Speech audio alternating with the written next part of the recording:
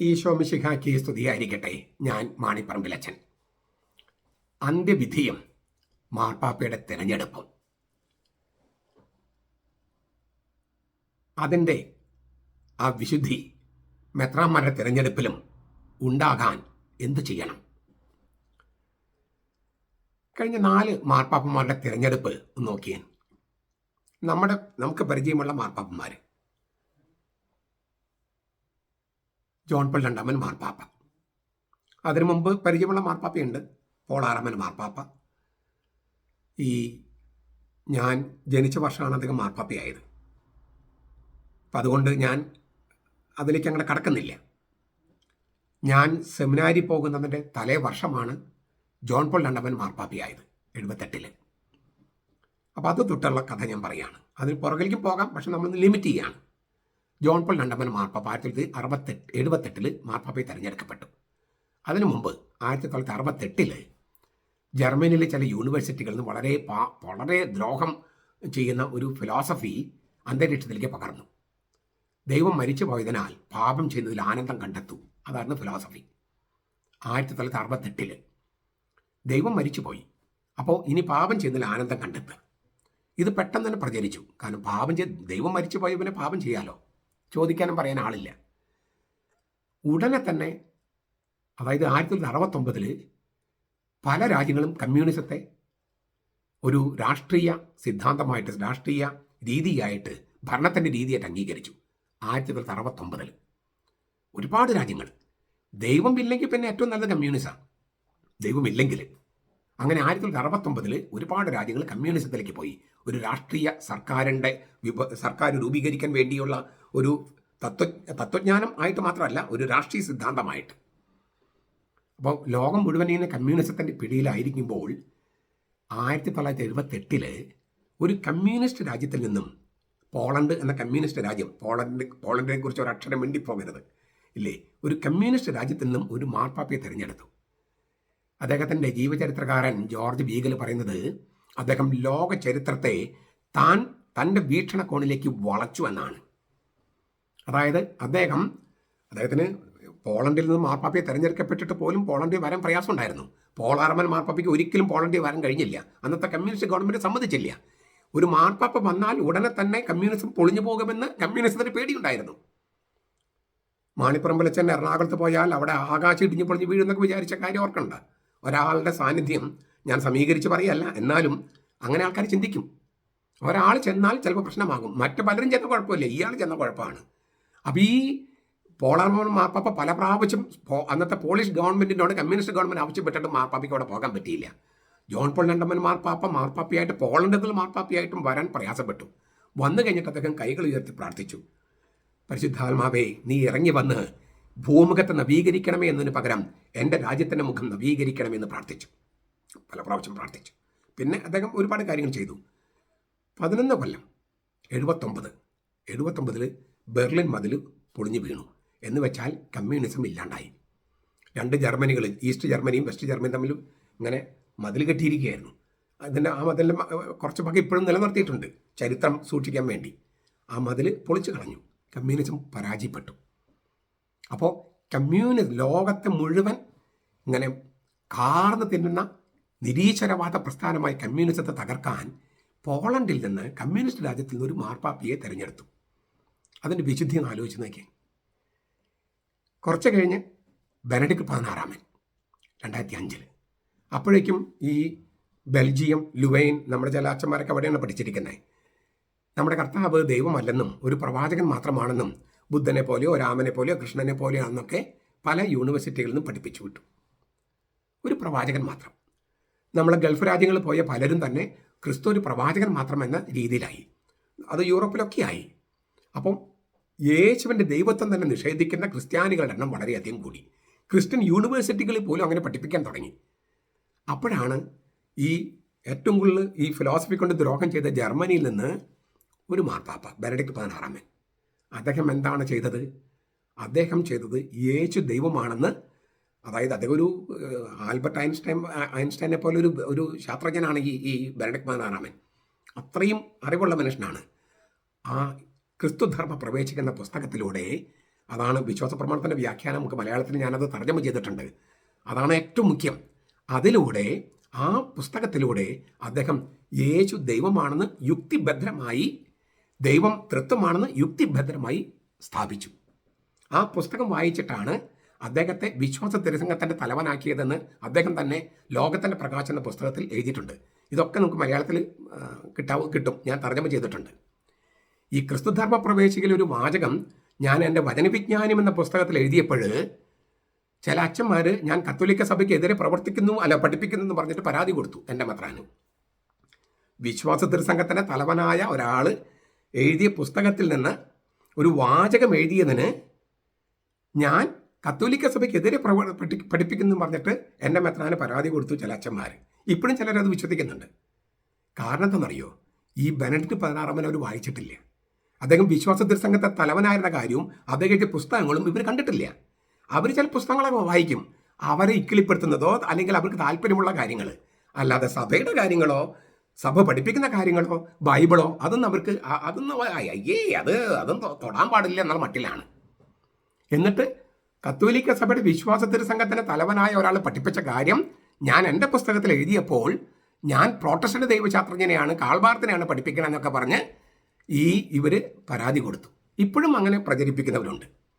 അവരുടെ അറിവില്ലായ്മ എന്നല്ലാതെ ഞാൻ എന്ത് പറയാൻ? ചുരുക്കത്തിൽ എന്തിനാണ് ബെനഡിക്ട് മാർപ്പാപ്പയെ, ജർമ്മനിയിൽ നിന്നുള്ളൊരു മാർപ്പാപ്പയെ ദൈവം തിരഞ്ഞെടുത്തത്? തൻ്റെ മകൻ തൻ്റെ പുത്രൻ ദൈവം തന്നെയാണ് എന്ന് സ്ഥാപിക്കാനുള്ള നിയോഗമായിരുന്നു. അത് വലിയ സ്വാധീനം ചെലുത്തിയിട്ടുണ്ട്. നിങ്ങൾ വിചാരിക്കുന്നതിനേക്കാൾ അപ്പുറത്തെ സ്വാധീനമുണ്ട്. കാരണം ഇപ്പം ഒരുപാട് യൂണിവേഴ്സിറ്റികളിൽ ബെനഡിക്ട് മാർപ്പാപ്പയുടെ ഹെർമനോട്ടിക്സ്, വ്യാഖ്യാന സിദ്ധാന്തം പഠിപ്പിക്കുന്നുണ്ട്. പണ്ട് ഞാൻ പറഞ്ഞല്ലോ, ഈ ലുവൈനിലൊക്കെയുള്ള സ്ഥലത്ത് യേശു പ്രവാചകൻ മാത്രമാണ് ദൈവം അല്ല എന്നൊക്കെ പറഞ്ഞ് പഠിപ്പിച്ച, യഹോവ സാക്ഷികൾ പഠിപ്പിച്ച സ്ഥലത്തൊക്കെ ഇപ്പോൾ ബെനഡിക്ട് മാർപ്പാപ്പയുടെ വ്യാഖ്യാന സിദ്ധാന്തം, ഹെർമനോട്ടിക്സ് പഠിപ്പിക്കാൻ തുടങ്ങി. അപ്പോൾ ചെറിയ സംഗതിയാണോ അത്? അതിൻ്റെയൊക്കെ റിസൾട്ട് വരാൻ കുറച്ച് കൊല്ലങ്ങൾ കൂടി കാത്തിരിക്കണം. അത് കഴിഞ്ഞ് ബെനഡിക്ട് മാർപ്പാപ്പയുടെ കാലം കഴിഞ്ഞ് ഫ്രാൻസിസ് മാർപ്പാപ്പ. ഈ ബെനഡിക്ട് മാർപ്പാപ്പയുടെയും ജോൺ പോൾ രണ്ടാമൻ്റെ കാലത്തൊക്കെ ഒരു വലിയൊരു പ്രശ്നമുണ്ടായിരുന്നു. അതായത് അച്ഛന്മാർ ബാലന്മാരെ പീഡിപ്പിച്ചു. അതിങ്ങനെ വലിയ ഒരു പീഡിപ്പിച്ച കണക്ക് എന്ന് പറയുന്നത് പുറത്തേക്ക് വന്നത് മാധ്യമങ്ങൾ പർവ്വതീകരിച്ച് ഏതാണ്ട് കത്തോലിക്ക സഭയിലെ മുഴുവൻ വൈദികരും ഈ തരത്തിലാണെന്നുള്ള മട്ടിലായിപ്പോയി. ചില രൂപതകളൊക്കെ ബാങ്ക്രപ്റ്റായി ഇങ്ങനെയുള്ള കേസിൻ്റെ ഈ നഷ്ടപരിഹാരമൊക്കെ കൊടുത്തിട്ട്. അതായത് 30 കൊല്ലം 40 കൊല്ലം മുമ്പുള്ള കേസിലൊക്കെ പൊക്കിക്കൊണ്ടുവന്ന് മരിക്കാൻ കിടക്കുന്ന അച്ഛന്മാർ, 50-55 വയസ്സുള്ള അച്ഛന്മാരുടെ 30 വയസ്സിലോ 25 വയസ്സിലോ ചെയ്തു എന്ന് പറയുന്ന ഒരു ഇത് തെളിയിക്കാനായിട്ട് എന്താണ്, ഈ ഇരകളുടെ മൊഴി മതിയല്ലോ. അവിടെ സത്യമൊന്നും ആകണമെന്നില്ല. ഇനി അങ്ങനെ ഒരു തെറ്റ് സംഭവിച്ചാൽ തന്നെ ഈ 35 കൊല്ലം കഴിഞ്ഞിട്ടാണ് ഇതെല്ലാം കുത്തിപ്പൊക്കി കൊണ്ടുവരുന്നത്. ഒരു ദുർബല നിമിഷത്തിൽ സംഭവിച്ചതൊക്കെ ആകാം, ചിലപ്പം അല്ലാത്തതുണ്ടാകാം, ഇല്ലെന്നൊന്നും ഞാൻ പറഞ്ഞില്ല. പക്ഷേ ഭയങ്കര കത്തോലിക്ക സഭയ്ക്കെതിരെ ഭയങ്കര ആക്രമണമായിരുന്നു ലോകം മുഴുവൻ മാധ്യമങ്ങൾ. പിന്നെയാണ് ഈ ലെസ്ബിയൻ, പിന്നെ ഗേ മാരേജസിൻ്റെ പ്രശ്നങ്ങൾ. ഇങ്ങനെ മാധ്യമങ്ങൾ മുഴുവൻ കത്തോലിക്ക സഭയെ ആക്രമിക്കുന്ന ഒരു പശ്ചാത്തലത്തിലാണ് ഫ്രാൻസിസ് മാർപ്പാപ്പയെ കൊണ്ടുവന്നത്. അദ്ദേഹം ഇതിനെല്ലാം ഓരോ തരത്തിലും മറുപടികൾ കൊടുത്തു. അതോടെ മാധ്യമങ്ങളും ഒക്കെ, സഭയ്ക്കെതിരായ മാധ്യമങ്ങളൊക്കെ പത്തി താഴ്ത്തി. എന്താണ് ഇങ്ങനെയുള്ള കേസുകൾ? അദ്ദേഹം കൃത്യമായ നിയമങ്ങളുണ്ടാക്കി. ഇങ്ങനൊരു ആക്ഷേപം വന്നാൽ എന്തൊക്കെ ചെയ്യണമെന്ന് മെത്രാന്മാർക്കും അങ്ങനെ കൃത്യം നിയമങ്ങൾ നടപ്പാക്കാൻ നോക്കി. പിന്നെ LGBT കുറിച്ച്, ഈ ലെസ്ബിയനെ കുറിച്ചും ഗേയെ കുറിച്ചൊക്കെ അദ്ദേഹം അവരുടെ യൂണിയൻ, അവരുടെ ബന്ധത്തെ ആശീർവദിക്കേണ്ട വ്യക്തികൾ ആശീർവദിക്കൂ എന്നെല്ലാം പറഞ്ഞ് അങ്ങനെ മാധ്യമങ്ങൾ വായടപ്പിച്ചു. അതോടുകൂടി സഭയുടെ മുഖം, ആ പ്രതിച്ഛായ വീണ്ടെടുക്കപ്പെട്ടു ഫ്രാൻസിസ് മാർപ്പാപ്പയുടെ കാലത്ത്. ആ തെരഞ്ഞെടുപ്പ് ഞാൻ പറയണേ. അത് കഴിഞ്ഞ് ഇപ്പം ലയോൺ മാർപ്പാപ്പ എന്തായിരിക്കും അദ്ദേഹത്തെ എങ്ങനെ വിലയിരുത്തുന്ന കാര്യമൊക്കെ നമുക്ക് ഇപ്പം പറയാറായിട്ടില്ല, ഒരു കൊല്ലം ആയിട്ടില്ലല്ലോ തിരഞ്ഞെടുക്കപ്പെട്ടിട്ട്. എങ്കിലും ചില കാര്യങ്ങൾ അദ്ദേഹം വളരെ വ്യക്തമാക്കി കഴിഞ്ഞു.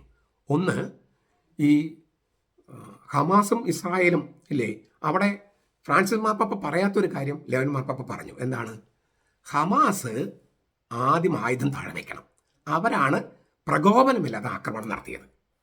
അത് ഫ്രാൻസിസ് മാർപ്പാപ്പ പലപ്പോഴും പറഞ്ഞിരുന്നില്ല.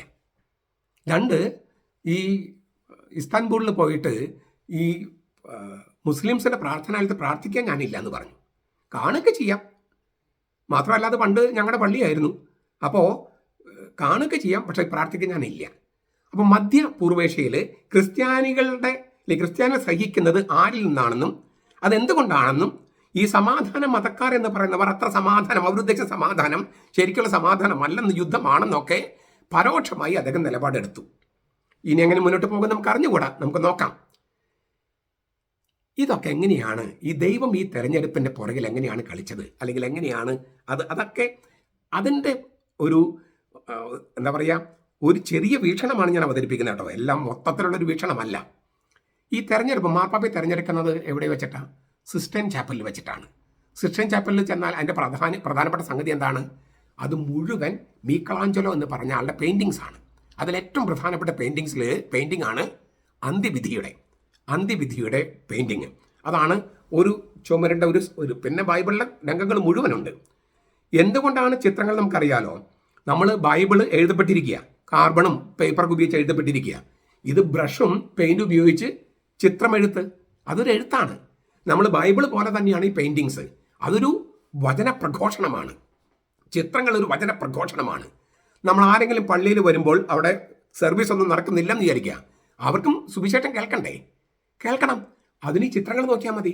ആ ചിത്രങ്ങളൊക്കെ ബൈബിളിലെ രംഗങ്ങൾ അവതരിപ്പിച്ചിരിക്കുക. അത് കാണുമ്പോൾ ബൈബിളിലെ രംഗങ്ങളാണ് നമ്മുടെ മനസ്സിലേക്ക് വരുന്നത്.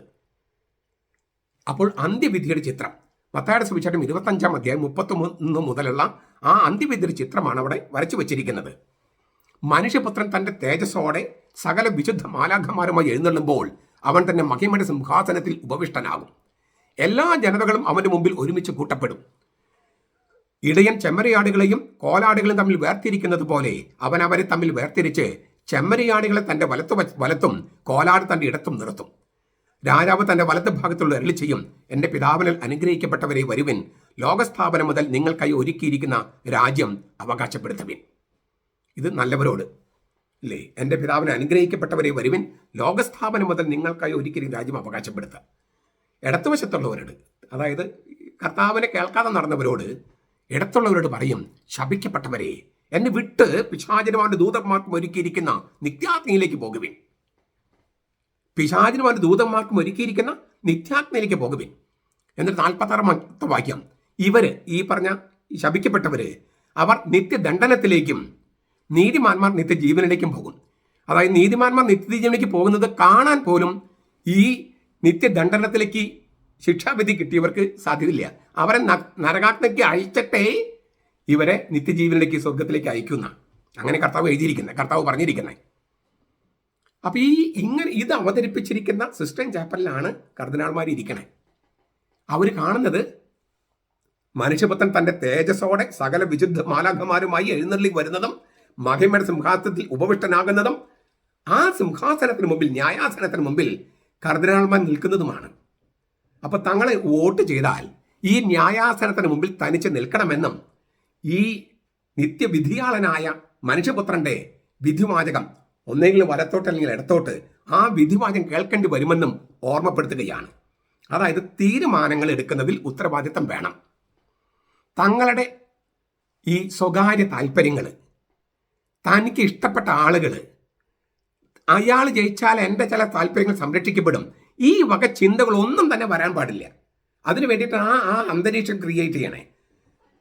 ഇവിടെ മനുഷ്യപുത്രനായ ന്യായാധിപന് മുമ്പിൽ കർദിനാളന്മാർ തനിച്ച് നിൽക്കുകയാണ്. അവനോട് ഉത്തരവാദിത്തം. ആർക്ക് വോട്ട് ചെയ്താലും നീ എന്തുകൊണ്ട് അയാൾക്ക് വോട്ട് ചെയ്തു എന്ന് നീ ഉത്തരം പറയണം. അത് ന്യായാധിപനായ മനുഷ്യപുത്രന്റെ മുമ്പിൽ. അപ്പം ഈ കർദിനാളന്മാർ ഈ ഒരു ധ്യാനത്തിലാണ് ഇരുന്നിട്ടാണ് വോട്ട് ചെയ്യണേ. അപ്പോൾ അവരുടെ ഈ സ്ഥാപിത താല്പര്യങ്ങൾ, സ്വാർത്ഥ താല്പര്യങ്ങൾ, കൊച്ചു കൊച്ചു താല്പര്യങ്ങൾ, തൻ്റെ ഇഷ്ടപ്പെട്ട ശിങ്കിടികൾ, അല്ലെങ്കിൽ അയാൾ ജയിച്ചു വന്ന എനിക്ക് ചില നേട്ടങ്ങളുണ്ട്, ഈ വക ചിന്തകളൊക്കെ മാറ്റിവെക്കുകയാണ്. എന്നിട്ട് കത്തോലിക്ക സഭ, ക്രിസ്തീയ സഭ, ഈ ലോകത്തിൻ്റെ പ്രശ്നങ്ങൾ, അവിടെ കർത്താവിൻ്റെ സുവിശേഷം എങ്ങനെ കൊണ്ടുപോകണം, ഏത് ദിശയിലാണ് സഭയെ കൊണ്ടുപോകേണ്ടത്, ഈ ഒരു ചിന്ത മാത്രം കൊണ്ടുവരികയാണ്. അപ്പം അതിനു മുമ്പുള്ള എല്ലാ ചർച്ചകളിലും ഇത് തന്നെയായിരിക്കും. അല്ലാതെ ഏതെങ്കിലും ഒരാൾക്ക് വേണ്ടി ക്യാൻവാസ് ചെയ്യുന്ന പരിപാടിയേ ഇല്ല. എത്രയോ വിശുദ്ധമായിട്ടാണ് ഈ തെരഞ്ഞെടുപ്പ്. ഒരു ചെറിയൊരു രാജ്യത്തിൻ്റെയും പിന്നെ കത്തോലിക്ക സഭ എന്ന് പറഞ്ഞാൽ വലിയൊരു സഭയുടെയും തെരഞ്ഞെടുപ്പാണെങ്കിലും ലോകത്തിലെ സകലമാനം മാധ്യമങ്ങളും ഇവിടെ വന്ന് നിൽക്കുകയാണ്. മാധ്യമങ്ങൾ പറഞ്ഞ ആരെങ്കിലും എത്ര മാർപ്പാപ്പമാരായിട്ടുണ്ടോ? വളരെ ചുരുക്കം. എന്തേ? അതൊന്നുമല്ല അവരെ സ്വാധീനിക്കുന്നത്. അവരൊരു ദൈവികമായ അന്തരീക്ഷത്തിൽ മനുഷ്യപുത്രൻ എന്ന ന്യായാധിപന് മുമ്പിലിരുന്ന് ധ്യാനിച്ച് പ്രാർത്ഥിച്ച് സഭയെക്കുറിച്ച് മാത്രം ചിന്തിച്ച് വോട്ട് ചെയ്യുകയാണ്. ഇങ്ങനെ ഒരു ദൈവിക അന്തരീക്ഷം ഈ മെത്രാന്മാരെ തിരഞ്ഞെടുക്കുന്ന കാര്യത്തിലും ഉണ്ടാകണമെന്നാണ് നമ്മൾ ആഗ്രഹിക്കുന്നത്. ചിലപ്പോൾ ഉണ്ടാകുമായിരിക്കാം, പക്ഷെ നമുക്ക് അറിഞ്ഞുകൂടാ. ഒരു മാപ്പാപ്പയെ തിരഞ്ഞെടുക്കുന്ന അത്രയും പ്രാധാന്യം മാധ്യമങ്ങൾക്കൊന്നും ലോകത്തിന് ഇല്ലാത്തത് കൊണ്ടൊക്കെ, മാധ്യമങ്ങൾക്ക് ഇല്ലാത്തത് കൊണ്ടായിരിക്കാം നമ്മൾ അറിയാത്തത്. പക്ഷേ ഒരു പരിശുദ്ധാത്മാവിൻ്റെ പ്രവർത്തനമുണ്ട് എന്ന് ഇങ്ങനെ നമ്മൾ വീമ്പിളയ്ക്കൽ മാത്രം പോരാ. അത് ഈ മോറൽ തിയോളജിയിൽ ഒരു പ്രിൻസിപ്പിൾ ഉണ്ട്, you should be just and you should appear to be just. നിങ്ങൾ നീതിമാന്മാരായിരുന്നാൽ മാത്രം പോരാ, നീതിമാന്മാരെന്ന് മറ്റുള്ള ബോധ്യപ്പെടുത്തും വേണം. അപ്പോൾ നമ്മൾ ഈ പരിശുദ്ധാത്മാവിൻ്റെ കൃപയിലാണ് തെരഞ്ഞെടുപ്പുകൾ നടക്കുന്നത് എന്ന് നമ്മൾ ഉറപ്പാക്കുന്നുവെന്ന് മറ്റുള്ളവരെ ബോധ്യപ്പെടുത്തും വേണം. എങ്കിലേ ജനങ്ങളുടെ വിശ്വാസം ആർജിക്കാൻ കഴിയൂ. ജനങ്ങളാണ്, ദൈവജനമാണ് സഭ. ചുരുങ്ങിയ പക്ഷം അതിൻ്റെ ശരീരം ആത്മാവ് പരിശുദ്ധാത്മാവാണെങ്കിലും. അപ്പോൾ ഈ ജനങ്ങളുടെ വിശ്വാസം ആർജിച്ചാലേ നമുക്ക് മുന്നോട്ടുള്ള പോക്ക് ശരിയാകും. അതിന് വിശുദ്ധമായ, ദൈവികമായ, സ്വർഗീയമായ ഒരു അന്തരീക്ഷത്തിൽ തെരഞ്ഞെടുപ്പുകൾ നടത്തുന്നുവെന്ന് മറ്റുള്ളവരെ ബോധ്യപ്പെടുത്തേണ്ടതുണ്ട്. മാർപ്പാപ്പമാരുടെ തെരഞ്ഞെടുപ്പ് അതിനൊരു മാതൃകയായി നമ്മുടെ മുമ്പിൽ നിൽക്കട്ടെ. നമ്മുടെ കർത്താവ് ഈശോ മിശിഹായുടെ കൃപയും പിതാവായ ദൈവത്തിൻ്റെ സ്നേഹവും പരിശുദ്ധാത്മാവിൻ്റെ സഹവാസവും നാം എല്ലാവരോടും കൂടി ഉണ്ടായിരിക്കട്ടെ, ഇപ്പോഴും എപ്പോഴും എന്നേക്കും. ആമേൻ.